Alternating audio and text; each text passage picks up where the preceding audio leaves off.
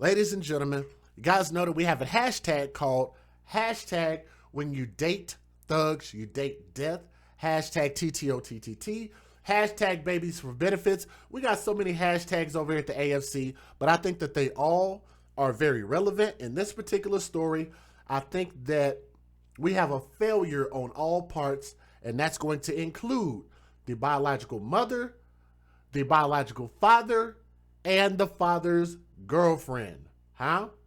You guys ready to get this thing started? Let's talk about this.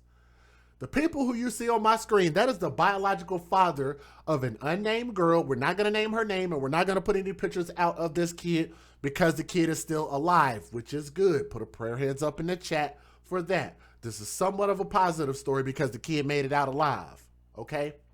But these two dickheads that y'all see on my screen right here are out of a place in New York called Cheektowaga. Cheektowaga. That sounds Indian like a mug. Cheektowaga. Let's just ignore that name for now. But a Western New York man and woman are facing kidnapping and assault charges for the horrific abuse of a child who was kept in their garage and beaten almost daily. They kept a child in a garage and beat this child up daily. That's according to authorities. Hashtag not my words. The idiot and dickhead that you see on my screen right there, that is 40-year-old James Kevin McDonald. McDonald. McGonnell. McDonald. And his old ass girlfriend, 54-year-old Carol Steinagel.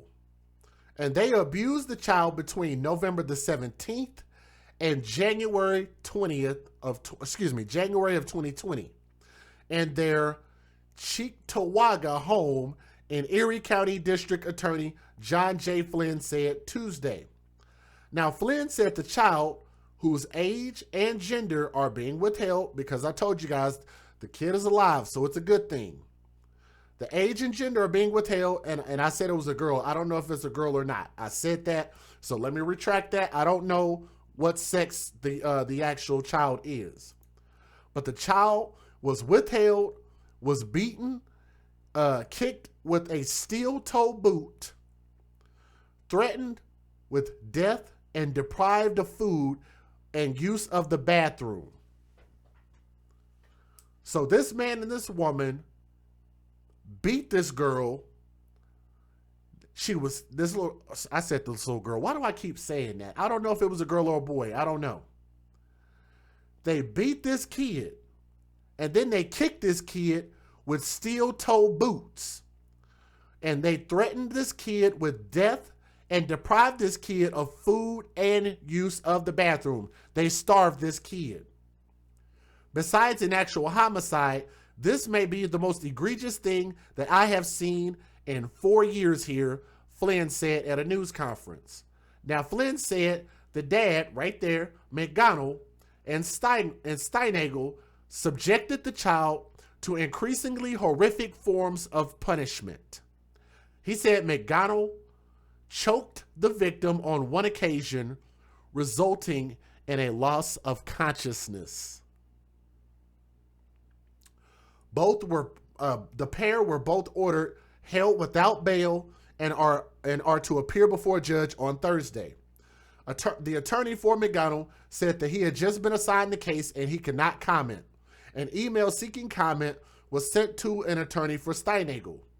The child's relationship to the couple was not disclosed, and the child is outside of the home and living with a family member, authorities said. The news spoke on the phone to Amanda Pretchell of Bradford, PA, and she lost custody of her daughter through the courts. Let me show you guys who the biological mother is. Right here. This is Amanda Pretchell of Bradford, PA, and that is the biological mother. And yes, she came out and did somewhat of an interview, right? But before we get to that interview, let me read you guys what their actual charges are according to September the 1st of 2020. The Erie County District Attorney John J. Flynn announces that 40-year-old James Kevin McDonald and 54-year-old Carol Steinagel of Cheektowaga were arraigned yesterday afternoon before the state Supreme Court Justice M. William Baller on an indictment charging them with the following offenses. 1 count of kidnapping in the first degree, a Class A1 felony. 1 count of kidnapping in the second degree, a Class B felony. 4 counts of assault in the second degree, which is a Class D felony. 1 count of endangering the welfare of a child, a Class A misdemeanor. And McDonald was charged with an additional count of strangulation in the second degree, a Class D felony.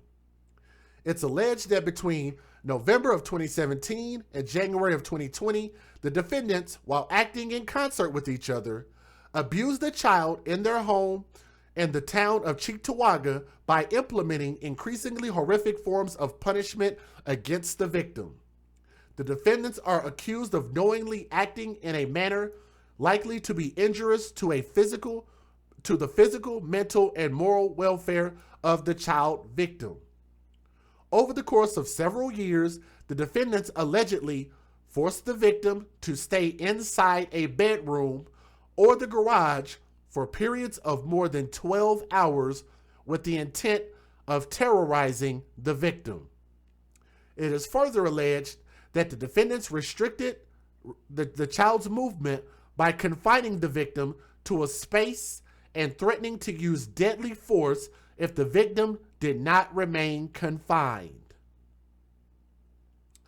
The victim was allegedly denied access to basic needs, including food, clothing, and access to a bathroom. It is further alleged that the defendants assaulted the victim on multiple occasions with various objects. It is alleged that on one occasion, the defendant, the dad, McDonald, strangled the victim, resulting in a loss of consciousness. Man, if that doesn't sadden you guys, then I don't know what will. No further information will be provided to protect the identity of the victim in this case. Now, McDonald and Steinagel, which y'all see those two idiots on my screen right there, are scheduled to return on Thursday, September the 3rd, 2020, which was 2 days ago, or 1 day ago, at 2 p.m. for an initial appearance before the state Supreme Court Justice Deborah A. Haney's, who will preside over the case. Both defendants were remanded without bail. No bail, no bail. If convicted on all charges, McDonald and Steinagel face a maximum of 25 years to life in prison. And somebody in the chat asked, why didn't they get attempted murder? Like there should be like an attempted murder charge in there. But like I said, maybe they didn't have enough evidence to prove that, but I digress. District Attorney Flynn's comments to the Cheektowaga Police Department and the Child Advocacy Center for their work and investigation. Oh, commends them, sorry. The case is being prosecuted by District Attorney, Assistant District Attorney Kathleen M. Romer and Chief Lynette M. Reeder of the DA's Special Victims Unit. As are all persons accused of a crime, the defendant is presumed innocent until proven guilty in a court of law. Let me give you guys the fair usage, and let me show you guys these couple of news video clips. Uh-oh, clicked the wrong thing. Let's get it. Federal law allows citizens to reproduce, distribute, or exhibit portions of copyrighted motion pictures, videotapes, or video discs under certain circumstances without the authorization of the copyright holder. This is called fair use. It is allowed for purposes of criticism, news reporting, teaching, and parody, which doesn't infringe of copyright under 17 U.S.C. 107. All right, here we go. Good evening, everyone, and thanks so much for joining us for 12 News at 5. Our big story is the heartbreaking one. I'm Kadiba Devine. And I'm Tramai in for Mark Curtis tonight. A 3-year-old Phoenix girl has died after being found inside a car yesterday afternoon. That girl's mother is now in police custody. Team 12's Mark Liverman joins us now with the details on this sad discovery. Mark? Police found that 3-year-old girl in a car in that apartment complex yesterday afternoon here on Thunderbird Road. Her mother now charged with child abuse. Sunday afternoon around 4:30, Phoenix police say they were called to this apartment complex on Thunderbird Road right near the 17. 3-year-old Delilah Jones was missing.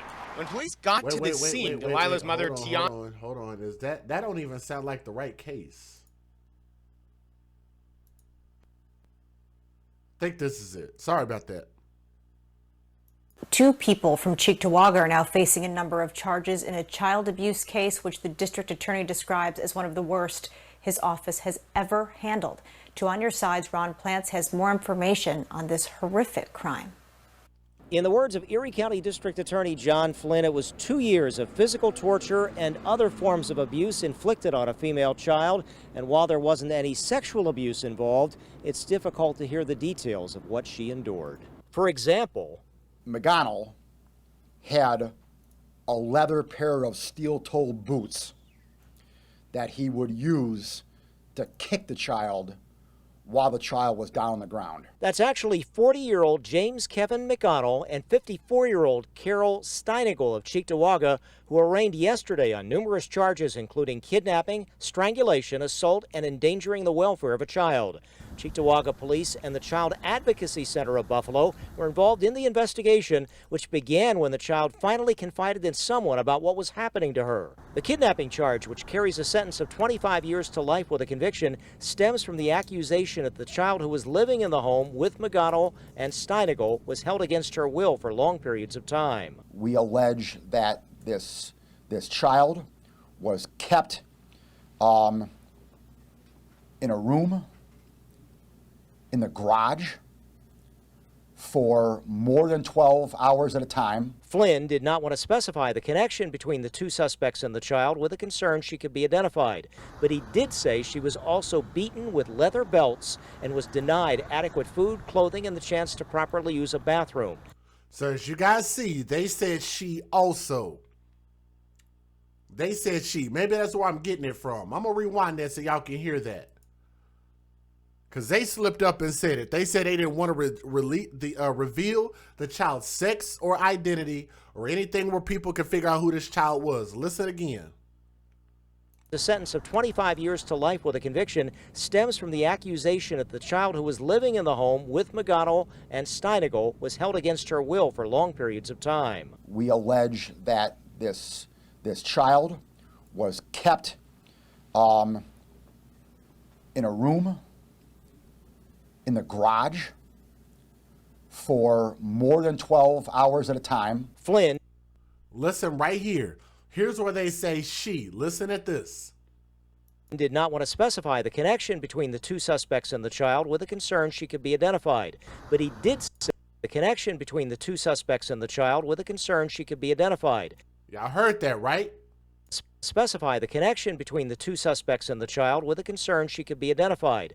But he did say she was also beaten with leather belts and was denied adequate food, clothing, and the chance to properly use a bathroom. And there was the mental torture. They terrorized this child and literally threatened to kill the child on numerous occasions. McGonnell and Steinigel, who are being held without bail, will be back in court on Thursday.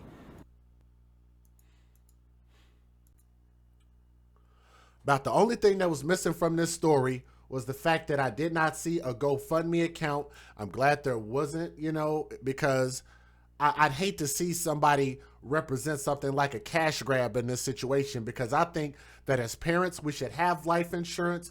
As responsible parents, that's just something that we all should have. And I'm going to continue to keep saying that until everybody realizes that that's where the bar is set. We should all have life insurance. But nonetheless, it sounded like this mom had quite a bit of time with her kid. I don't know what she's talking about when she's saying you know, we didn't get a chance to have that mother-daughter bond. Like, I don't get how you didn't, unless the mom was neglecting this child that bad to the point to where that's why this kid was taken from her. But we don't know all the details, but I can say that this is a positive story to a certain extent. We get two jackasses right here between that dude and that woman off the street. They're horrible people. They don't ever need to be around any kids. And matter of fact, 25 years might not even be enough. But I hope that girl grows up and becomes something great. And I hope she's not too tarnished from this. To the people who have her in their custody, if y'all listen to my video, y'all definitely need to make sure and get her some counseling, get her some therapy, and make sure and just do as best as you can by her and just love her. Most of these kids just need love, and they need somebody to listen to them. Love, listen, love, listen. All right? So, to those people, give them their 25 years. I think that'll be sufficient. This is your boy DJ Just Jay. We're the AFC, and I hope I said that word right. I'm pretty sure I didn't, but we're the AFC, where we advocate for children first, from my heart to yours. I love you guys. Make sure you guys like, share, and subscribe to the AFC channel, where this is where our priority is. Y'all have a great night, and thank you guys for listening, and we'll see you guys on the next stream.